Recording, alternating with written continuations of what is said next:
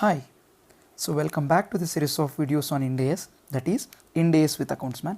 So in today's video we'll be discussing Ind AS 12, that is income taxes. Ind AS 12, income taxes. So like I've told you previously, the theme of our entire Ind AS is going by the questions what, when, why and how. So in today's Ind AS also we'll start with the first question, what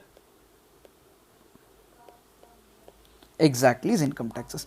We know income tax is a direct tax. It is a tax paid on the income, as the name says. So income tax is tax on the income. The purpose of this is to run the country. So whenever we earn income, certain part of it we pay to the government as taxes, which the government will basically use to run our country. So it's a tax on the income. Now the interesting identification is with regard to this word income. When we use this word income here, what do we mean by this income? Is this the income as per books of accounts? Yeah, which are maintained under Ind AS in this specific context and Companies Act 2013, because we are discussing everything with regard to our companies only. So this first profit, that is book profit or accounting profit. I will call this my accounting profit. What will I call this?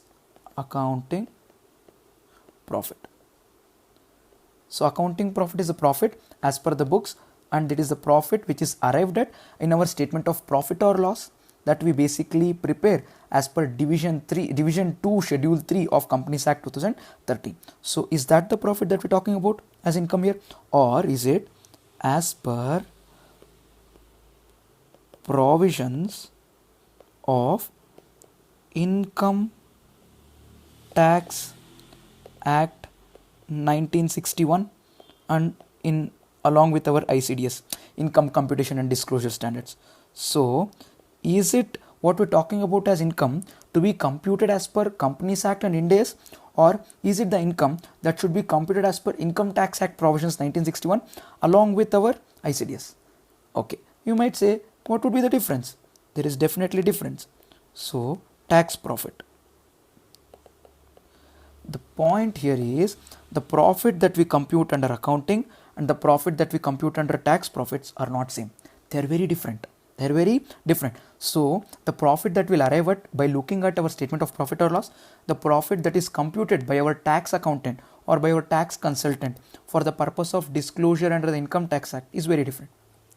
During our process of articleship also, we might have filed two different returns. One with MCA, Ministry of Corporate Affairs, our company annual returns. We'll also file our the tax audit returns with our CBDT or with our income tax department. Both the returns are very different. Profit as per both the returns are very different. So why is it so? That will take us to the next question. So the first point is what? So there is a huge difference between the profit that is computed as per accounting and the profit that is recorded for tax purpose. So there is difference. Now the next question is, why is there a difference? Come on, let us go to our next question. Why is there such huge difference between our accounting profit and tax profit? Why is there such difference? Come on, let us start writing the pointers as to why is there such difference. So the first one, accounting profit is as per Companies Act 2013, whereas tax profit is as per Income Tax Act 1961. I hope you'll understand if I write IT. It is definitely not your Information Technology Act. It is Income Tax Act 1961. Then the next thing is, whenever we do accounting profit, we follow Ind AS. We're talking especially about the companies here. We're not talking about those companies to which accounting standards are applicable. In that case, it will be accounting standards. And in that case, our discussion will be accounting standard 22, taxes on income. It will not be Ind AS 12, income taxes. Yeah. So next one. So here we follow ICDS, that is Income Computation and Disclosure Standards. The next important point is, under accounting, we follow something called as matching principle or matching concept. Along with this, we follow accrual concept. What does accrual concept say? We've discussed when we discussed our Ind AS 1 and also the introduction to Ind AS. So what exactly do you know accrual is? Recording for transactions as and when they happen and not merely when they are transacted in cash. So cash is not the main epitome. If I've incurred some expense, I'll record it irrespective of the fact whether I've paid it or not. That is my accrual concept. Done. Whereas taxation believes in cash system of accounting. It is completely opposite to our accrual and it relies on tax provisions. You get that? There is nothing called as matching. If a tax provision says you need to record this expense in next year, you would have to record in the next year. Though you have taken the benefit in this year, you might be forced to make the payment in the next year. Example, if there are any statutory dues that you need to pay, you will record them as expense in the year of payment. Why? Section 43B of Income Tax Act 1961 clearly mentions that deduction with regard to statutory dues like interest or any other tax or anything is available only in the year of payment. So this year if I have taken the benefit but I don't pay, I will not get the benefit of expense. I will get it when I basically pay it in the next year. So with regard to that, there will be definitely difference between our accounting profit and tax profit. Yeah, so there will be difference between our accounting profit and tax profit. Now the beautiful question is, which one is correct? Is it accounting profit that's correct or is it tax profit that is correct? The answer is pretty simple. When we prepare accounts, accounting profit is correct. When we prepare tax records, tax profit is correct. But our entire subject of discussion now is financial reporting, that is FR, which is like accounting. So we need to take an edge more towards our accounting profit. But are we going to leave out tax profit? Definitely no. So how are we going to handle this particular scenario and break even, or solve this fight between our accounting profit and tax profit? So the next question that we have to be taking up is, how do we handle this scenario where our accounting profit and tax profit are different? So let us go to the next question. How? Yeah. So the simple solution to this entire difference or the fight between our accounting profit and tax profit is one word: deferred tax. You get that? So this might be a little familiar word as you read in Accounting Standard 22. Assuming that you don't know it from there, I'll start it from the scratch and then explain it to you. Come on, let us take an example to understand deferred tax asset. So depreciation is the usual example. As I've quoted previously about section 43B, I thought let me take section 43B as an example for this particular instance. So we have accounting records here and my tax records here. So let this be my year 1, here comes my year 2, year 1 and my year 2 is here. So let us assume that there are sales and there are, instead of calling it sales, let me call it some revenue. Yeah. And I'll have some expense, and as we subtract our expense from the revenue, we'll get profit. On this profit, we'll find tax. So let us take an instance where our revenue is 120 according to accounts, and according to tax also there is no difference, and the revenue is again 120. So let us assume that there is no difference there. However, let us assume that there is some interest expense which is to be paid but not paid.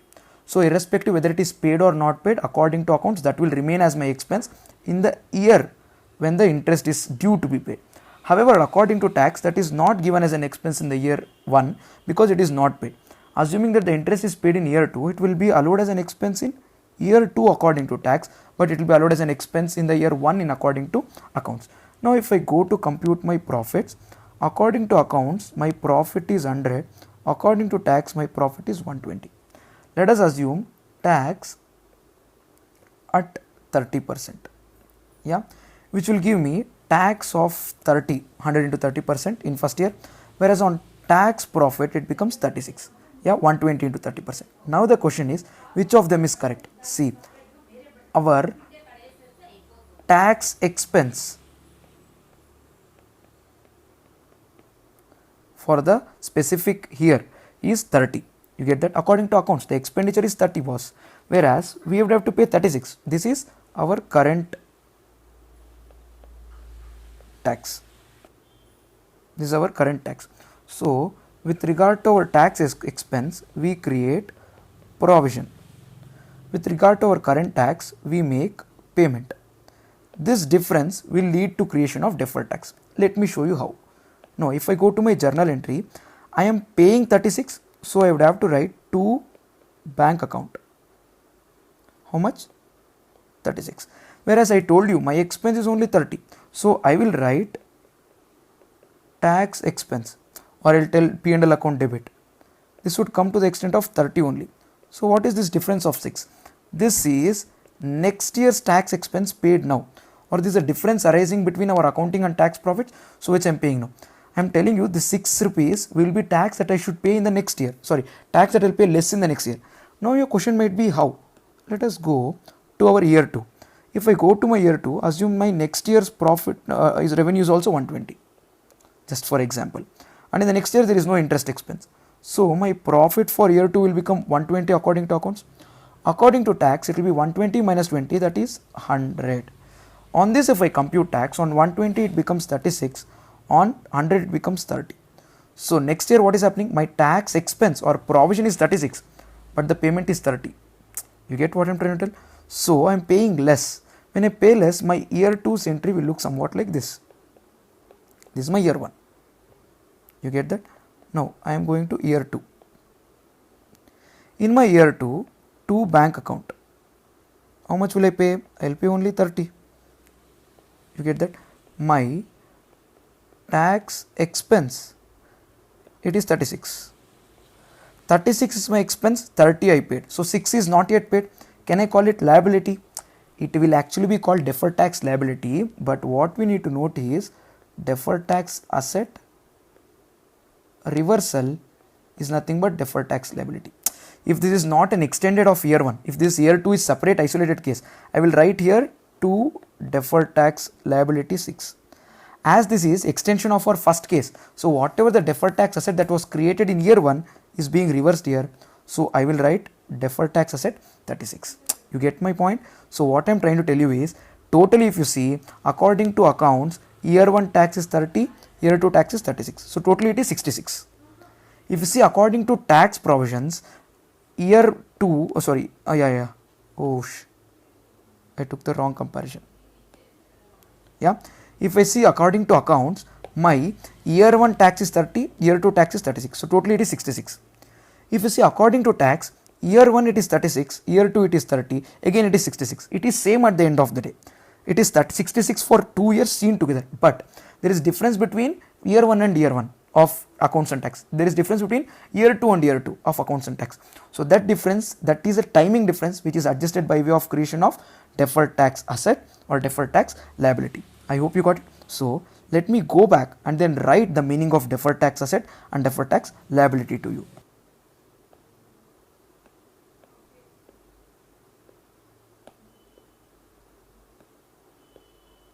So deferred tax is basically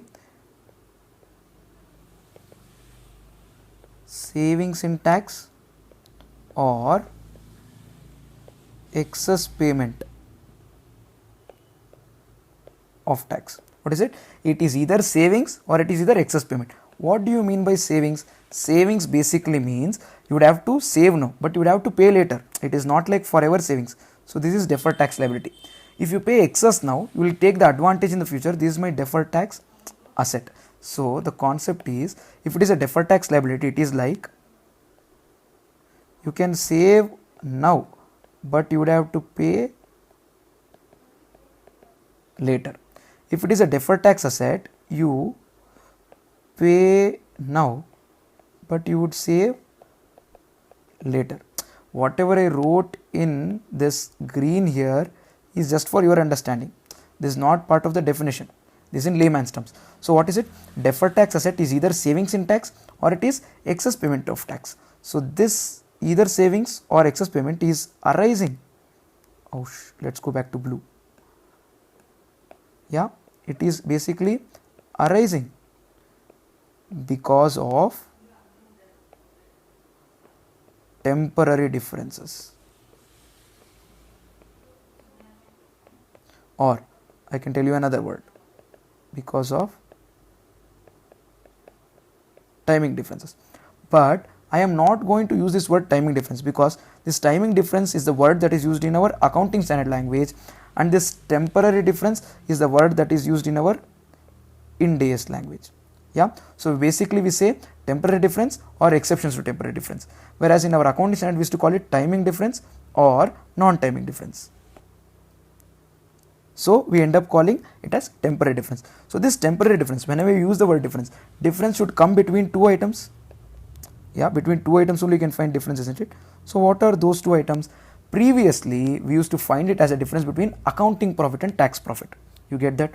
That is under our accounting standard 2.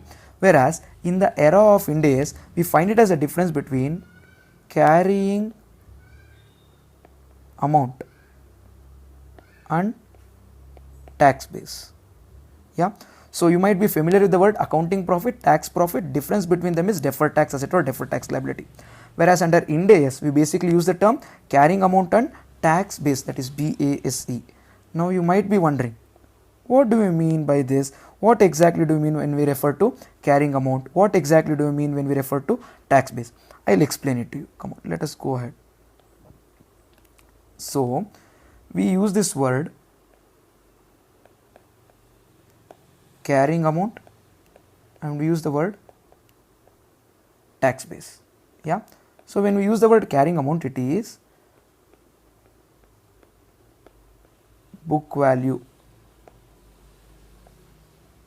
as per accounts. What is it? It is book value as per accounts. With respect, it can be regard to asset or it can be regard to liability also. With respect to tax base, it is what to say, enduring economic benefit due or obligation to be settled. Yeah, both of it is with respect to future. Oh, I forgot the word future. So what is it? Future. It is future enduring economic benefit value or future obligation to be settled. That is basically our tax base. Why am I calling it economic benefit? This is basically our asset, and when I say obligation to be settled, it is basically our liability. Yeah, so these are the definitions. Now, sir, what is this? I didn't understand this. I know the difference between how to find out how to use our concept of accounting profit, tax profit, but I'm not familiar with this tax base and carrying amount. It is the same, just the approach is different, but the end answer will be same. I'll tell you, whenever we need to start computing deferred tax, there are two approaches. How many approaches? Two approaches. Okay, I'll write it. Approaches. Oh, yeah. Deferred tax approach. How many approaches do we have? As I told you, we have two approaches. Approach number one is income statement approach or statement of profit or loss approach. The second approach is the balance sheet approach. What is the difference? This is where we use in accounting standard 22. Yeah, this is used in our Ind AS 12. Yeah, the end answer would definitely be same under both the cases. Yeah, what do we do under our accounting standard approach? Under our accounting standard approach, we used to find the difference between accounting profit and tax profit. Whereas under our balance sheet approach, we find the difference between carrying amount and tax base. We've understood the difference between carrying amount and tax base. So the meaning of carrying amount and tax base. We had previously taken one example. Considering this example, shall we understand the concept of carrying amount and tax base? Yes, come on, let us do this. Yeah, so our earlier examples continuation. Our earlier examples continuation. So we created provision, we made payment. Yeah, we created provision of, how much did we create provision for? We created provision for 30, we made payment of 36. So we created provision of 30, payment was 36. So what happened? Provision was less, payment was more. Such excess payment, with regard to such excess payment, we pay now. You get that? What will happen later? We will save later. So when you pay now and then save later, we called it deferred tax asset. How much was the deferred tax asset? 6 rupees. This is how we do it in our accounting standard. We used to do like this. Yeah, this is the AS approach. Yeah, now let us see the Ind AS approach. In fact, Ind AS approach is more logical, is what I personally feel. Let me explain it to you. Now, why did this entire difference arise? There is 20 rupees expense. which is incurred in year 1 but not paid in year 1. Do you agree with me? So when it is expense incurred but not paid, what would it become? As it is an expense incurred but not paid, it will become outstanding expense. How much is such outstanding expense? 20 rupees. Outstanding expense is a liability. You get that? The simple thing. Do the opposite. What should we do? Do the opposite. Yeah. The liability has increased, you create asset. So what do we do? Create deferred tax asset. On how much? This difference is there, no? On that we compute. So difference is 20 rupees. On that we compute the tax percentage, 30%. So deferred tax asset comes to 6 rupees. See, here also we told deferred tax asset, here also it is deferred tax asset. So the point is same. Previously we found the difference of the profits, and on that we applied that we took as deferred tax asset. Now what to do is we find the difference between the carrying amounts in the balance sheet, and on that we apply the percentage to arrive at it. So in the next year it will get reversed. In the next year what will happen? This is with regard to year 1. Yeah. Year 2 what will happen? If you see with regard to year 2, with regard to our year 2, under our accounting standard approach, what is happening? Provision is 36, payment is 30.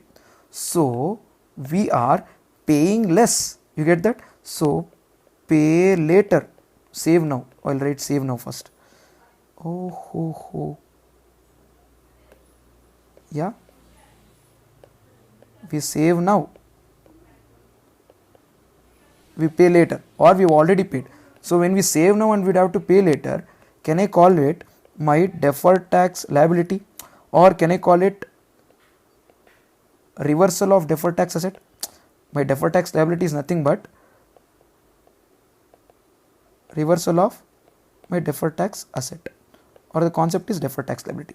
Now if I see the same thing under our Ind AS, what will happen? There is a liability which has decreased. When a liability is decreasing,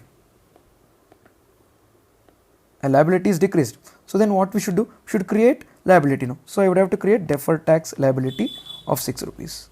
So we have to do the opposite. I told you, do the opposite. Liability is decreasing, you increase it. Liability is increasing, you decrease. Decrease liability by creating asset. That is what we did previously. So we call it deferred tax liability or reversal of deferred tax asset. How much? 6 rupees again. Previously, did we discuss journal entry here? Yeah, we did discuss the journal entry also here. So that is the basic concept, or how we basically address our deferred tax liability concept on deferred tax asset concept. And we also covered the meaning.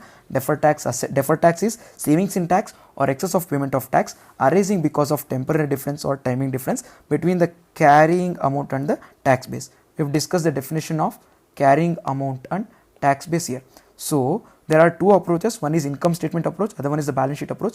Under Ind AS, we basically follow the balance sheet approach. That is, we find it as a difference between carrying amount and tax base. Yeah. So we'll take an halt in this video. In the next video when I take up, I'll give you a summarized chart as to when to create deferred tax asset, when to create deferred tax liability.